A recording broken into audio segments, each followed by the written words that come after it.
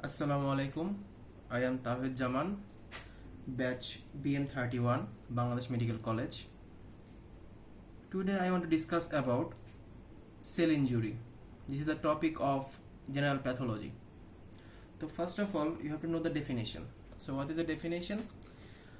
If the limits of adaptive responses to a stimulus are exceeded, or if cells are exposed to injurious agents or stress, deprived of essential nutrients, or become compromised by mutation that affect essential cellular constituents, a sequence of events follows that is loosely termed cell injury. You must have to memorize this definition. Now, what is it? Actually, when any stress on normal cell happens, then the cell try to adapt, but if the adaptation fails, then cell injury occurs. Okay, and another thing is, if the injurious agent is present for prolonged time, then the cell injury occurs. The cell injury is of two types. One is reversible cell injury, another one is irreversible cell injury. If it is reversible cell injury, there are two types of reversible cell injury: cellular swelling and fatty change. As it is reversible, so it backs to normal cell after a certain period of time. But if it is the irreversible cell injury, then there's two type of cell injury, that are necrosis and apoptosis. Now, first of all, you have to know the causes of cell injury. Causes of cell injury. So, what are the causes of cell injury? There are 7 points: oxygen deprivation, physical agent, chemical agent, infectious agent, immunological reactions, genetic derangement, and nutritional imbalance. In the oxygen deprivation, there are two types: hypoxia and ischemia. What is hypoxia? Deficiency of oxygen in the tissue level. It may be occur due to blood loss, cardiorespiratory failure, anemia. And in ischemia, what is ischemia? Loss of blood supply, either from reduced arterial flow or reduced venous drainage. Okay.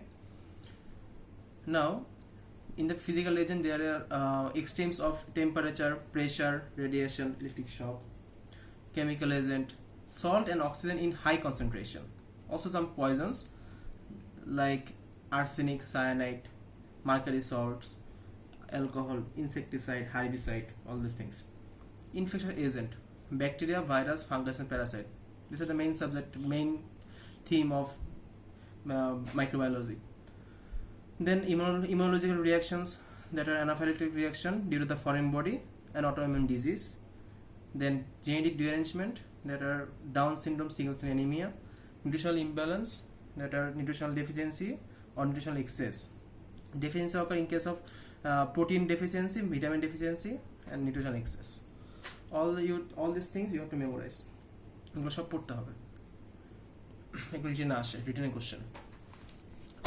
Next thing is, which one is more dangerous, hypoxia or ischemia? The answer is ischemia is more dangerous. Why? Because in hypoxia is decrease of oxygen level in tissue level, so there is only reduced oxygen. But in ischemia, they reduce both oxygen and nutrients. As in ischemia, there is loss of blood supply, right? So there is presence of reduced oxygen and nutrients. Again, in hypoxia, aerobic glycolysis stops. Only aerobic, as there is no oxygen. In aerobic glycolysis, oxygen is needed. As there is no oxygen, so aerobic glycolysis stops. In ischemia, both aerobic and anaerobic glycolysis stops, as there is no product for glycolysis, because the main product where the glycolysis occur is glucose.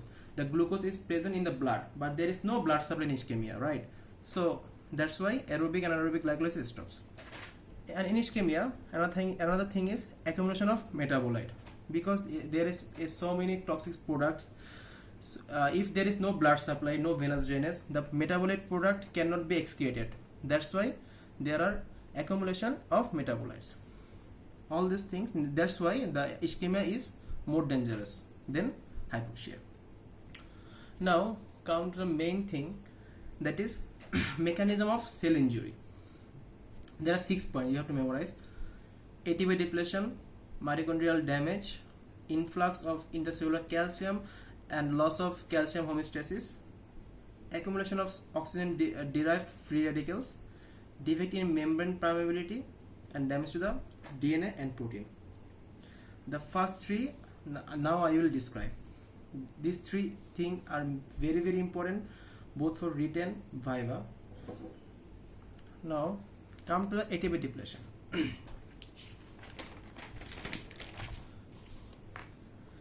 In ATP depletion, what happens? When there is any ischemia or hypoxia, there is less oxygen supply in the mitochondria. As there is less oxygen supply in the mitochondria, what happens? There is decrease of ATP production. Then in the there will be decrease of sodium potassium pump. Why?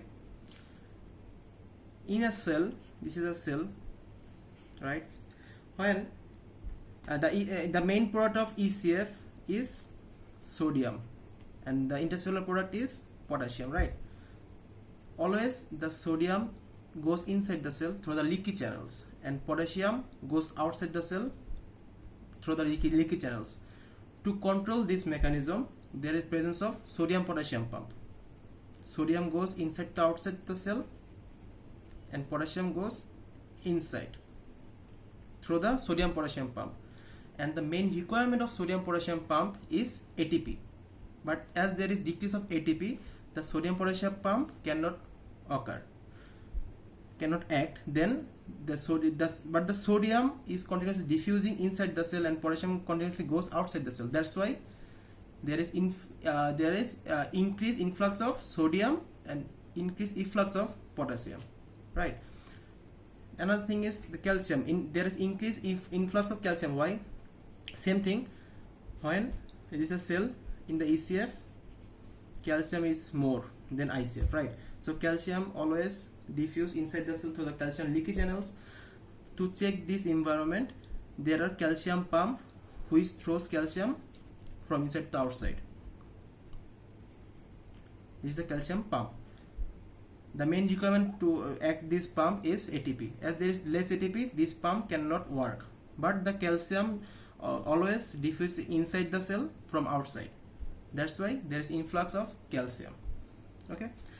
All these things there causes the endoplasmic reticulum swelling, cellular swelling, and loss of microvilli blebs. Okay. Now, as there is decreased ATP, so there is anaerobic glycolysis. So, from glucose,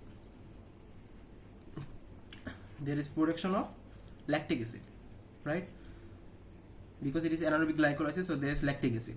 This lactic acid converted to this lactic acid causes acidic environment. That's why decrease of pH. For that reason, there is clumping of nuclear chromatin. Another thing is detachment of ribosome. The main function of ribosome is protein production, right? When there is less ATP, the ribosome cannot work. Ribosome detached from the endoplasmic reticulum. That's why there is decreased protein synthesis. So the main thing is when there is their mitochondria is intact, there is no mitochondrial damage, but mitochondria is intact. And for ATP depletion, there will be increase of calcium ion. It is the main thing.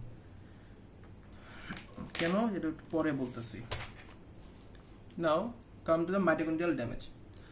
In the mitochondrial damage, it is caused by these 4 points: increased cytosolic calcium, increased reactive oxygen species, oxygen deprivation, and mutation of the mitochondrial genes. You have to memorize all these things. Then what happens? When there is less oxygen supply, toxin and radiation, there will be mitochondrial damage or dysfunction. Why? Because there is formation of mitochondrial permeability transition pore. This is the main dysfunction. If this is mitochondria, there will be formation of the pore. Okay. What happens when there is mitochondrial damage? There will causes less ATP production and increase reactive oxygen species. Why? Because as there is presence of the dysfunction, so oxygen cannot be utilized properly. So there is present reactive oxygen species. That's why there will be presence of multiple cellular abnormalities and causes necrosis. What are the abnormalities? It will be discussed on later when we discuss the free radicals. যখন আমরা free radicals বলবো তখন ওখানে জানা যাবে যে কি abnormality গুলো করে। এইভাবে মাইটোকন্ড্রিয়াল ড্যামেজে কি করতেছে? নেক্রোসিস করতেছে। আবার সেম ভাবে হলো যখনই there is less survival signals or DNA protein damage, there will be increased pro-apoptotic protein. Pro-apoptotic protein will causes the apoptosis, it stimulates the apoptosis, and anti-apoptotic protein it reverse the apoptosis. So there is increase of the pro-apoptotic protein and decrease in the anti-apoptotic protein. That's why there এগুলো কি করবে? apoptosis করবে, এই জন্য তো এরকম হচ্ছে। So then through mitochondrial permeability transition pore formation, the mitochondria মধ্যে there will be presence of cytochrome C, presence in the mitochondria. It is the part of the respiratory chain, right? Electron transport chain. Then when there is formation of the mitochondrial permeability transition pore, the cytochrome C it goes from inside to outside. Then it will activate the caspases, and these caspases activate the apoptosis. যখন apoptosis বলা হবে তখন এটা আবার বলা হবে, সমস্যা নাই। ওকে, গেল। তাহলে এখানে মাইটোকন্ড্রিয়াল ড্যামেজটা কি জন্য হচ্ছে? ক্যালসিয়াম আয়ন একটা মেইন একটা কারণ আছে, ক্যালসিয়াম আয়ন বাড়ার জন্য। আর একটা কারণ হলো এর অক্সিজেন ডিপ্রিভেশনের জন্য। এই দুটো মেইন পয়েন্ট। এটা কেন একটু পরে বলতেছি। ওকে, নাও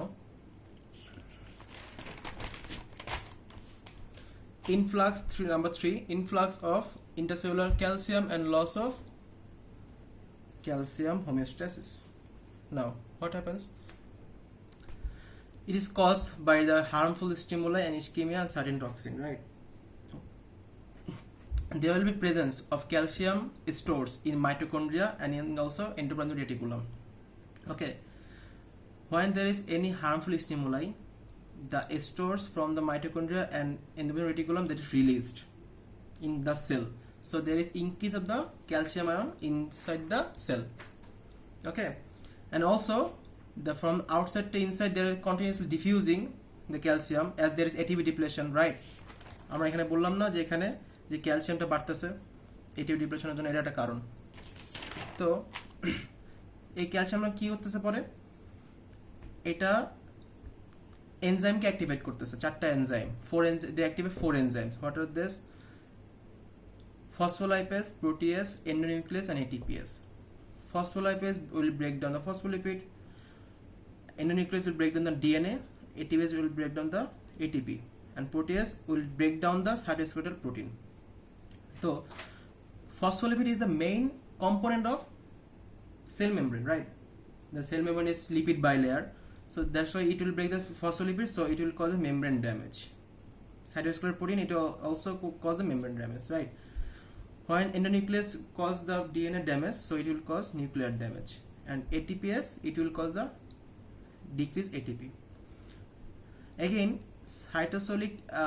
increased cytosolic calcium will cause the formation of the mitochondrial permeability transition pore. একটু আগে বললাম যে তিনটা, these 3 point 1, 2 and 3 they are interlinked. How? There is decreased ATP causes formation of the causes influx of the calcium, right? For this influx of calcium there will be causes influx of the calcium causes the mitochondrial permeability transition pore formation, and for this reason again mitochondrial damage occur and all this thing occurs. So that's why these 3 points are interlinked. Okay, this is all about mechanism of the cell injury. আশা করি সবাই বুঝতে পারছেন। These 3 points are very very important, and the accumulation of the oxygen derived free radicals it will be discussed on later. Membrane damage to the DNA and protein, it will lead to apoptosis. It will also discussed later in apoptosis topic. That's all about the cell injury mechanism. The next topic I will discuss about necrosis. So thank you, hope you will enjoy the video. Allah Hafiz.